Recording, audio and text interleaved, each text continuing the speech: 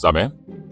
ရန်ကုန်တိုင်းဒေသကြီးတာမွေမြို့နယ်မြစ်တာညွန့်ရက်ကွက်စက်မှု3လမ်းအမျိုးသမီးအဆောင်တွင်အမျိုးသားတဦးဓာတ်လိုက်ပြီးတတိလေးမင့်မျောနေကြောင်းသတင်းရရှိသဖြင့်နယ်မြေခံရဲတပ်ဖွဲ့ဝင်များကတွားရောက်စစ်ဆေးကြည့်ရာအဆိုပါအမျိုးသားမှာတက်ကြိုးကင်လျက်တတိမိနေသဖြင့်မြစ်တာမဲ့အရေးပေါ်လူနာတင်ရင်အားဖုံးဖြင့်ဆက်သွယ်လမ်းခေါ်ကရန်ကုန်စေယုံကြီးတို့အရေးပေါ်ပို့ဆောင်ခဲ့ကြောင်းသိရှိရသောလေလူနာတင်ရင်မှာစီပြက်နေသဖြင့်တွားရောက်စီတန်းစီရာအချိန်မမီတော့ဘဲလမ်းမတင်တည်ဆုံသွားကြောင်းမိမိတို့သတင်းဌာနမှသိရှိရပါတယ်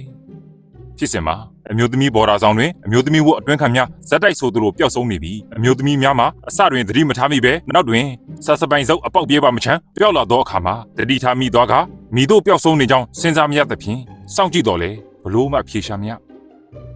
ဤသို့ဖြင့်မိမိပျောက်ဆက်လက်နေထိုင်သွားရာယနေ့အဆိုပါလူငယ်မှာတကြိုးပေါ်လန်ထားသောအတွင်းခံများအားလန့်ခိုးရမှာမိလာသည့်အချိန်နှင့်တိုး၍ဓာတ်လိုက်ခဲ့ခြင်းဖြစ်ကြောင်းသိရှိရပါတယ်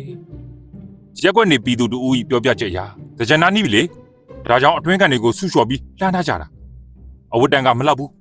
အဲ့ဒါနဲ့ကောင်မလေးတချို့ကမီးပြတ်တဲ့ချိန်မှာတကြိုးပေါ်တင်ပြီးလှမ်းထားတာအဲ့ဒါကိုအဲ့တခိုးကလာခိုးတဲ့ချိန်မီးကထလာတာနဲ့တိုးပြီးအခုလိုဗျာဓာတ်လိုက်သွားတာပေါ့ဗျဆိုပြီးဖြေချသွားပါတယ်အဆိုပါလူငယ်မှာတာမွေမြို့နယ်တွင်ငှားရမ်းနေထိုင်နေသောအောင်ခင်စင့်ခေါ်ကျော်နိုင်ဟုသိရှိရပြီးအမျိုးသမီးဝတ်အတွင်းခံများကိုစိုက်မတ်လိုက်ခိုးနေသောလူတစ်ယောက်ဖြစ်ကအဆိုပါကိုယူရရှိခဲ့သောအမျိုးသမီးအတွင်းခံများအား Telegram တွင်လေလံသဘောမျိုးဖြင့်ရောင်းချသော channel တစ်ခုလည်းထောင်ထားကြောင်းသိရှိရပါတယ်။ပုံကတော့ထမင်ကျိုးနဲ့တက်ကျိုးမှားဆွဲမိရာကအသက်ပင်ပေးဆက်လိုက်ရသောအောင်ခင်စင့်ခေါ်ကျော်နိုင်